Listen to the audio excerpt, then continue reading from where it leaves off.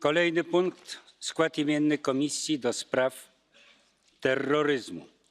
Skład imienny został wyłożony. Nie złożono żadnych poprawek plenarnych dotyczących składu osobowego Komisji Specjalnej do Spraw Terroryzmu. W związku z powyższym stwierdzam, że skład Komisji Specjalnej do Spraw Terroryzmu został zatwierdzony.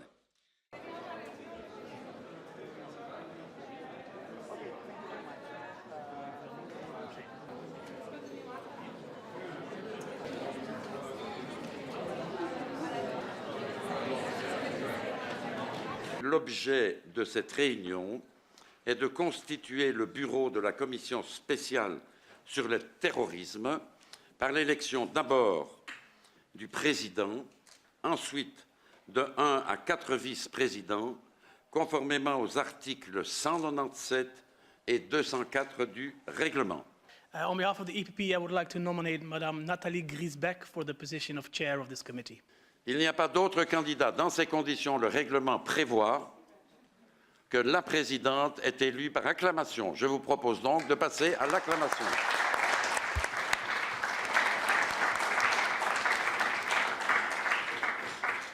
Nous allons procéder à présent à la poursuite de notre ordre du jour pour compléter notre bureau pour cette nouvelle commission parlementaire temporaire et spéciale. Première vice-présidente de la commission parlementaire, Elena Valenciano.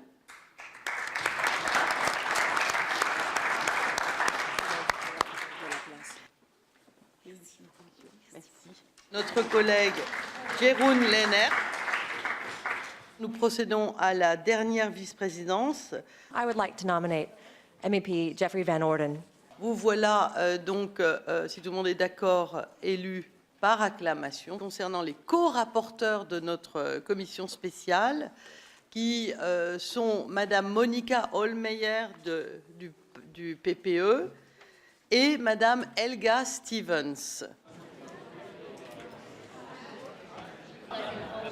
Gratulation. Thank you pour travailler ensemble. Oui.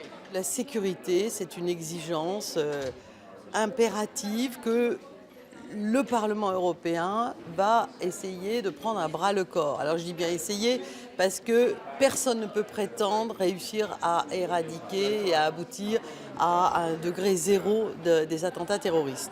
Mais comme la menace est globale, qu'elle est de plus en plus clairement européenne, on voit tous les exemples, Abaoud, Abdeslam, etc. Ces individus qui ont commis des attentats terroristes absolument épouvantables ont circulé dans l'espace européen. Moi, je m'astreindrai dans cette présidence, avec les collègues, bien sûr, je ne suis pas seule, à essayer de définir les priorités. Quelles sont nos priorités ? Alors, en termes d'échange d'informations, de partage de renseignements, ça existe déjà, ça existe, heureusement. Mais est-ce qu'on peut changer un peu la ligne dans ce domaine avec des auditions, avec des experts, avec des expériences de bonnes pratiques, de fluidité, de bonnes pratiques, avec les éléments où il y a des failles et faire des recommandations et des propositions. C'est un sujet qui est, je l'ai dit tout à l'heure, extrêmement important, mais extrêmement difficile aussi, sensible. Donc ça n'est pas un sujet anodin parce qu'il parle aux Européens.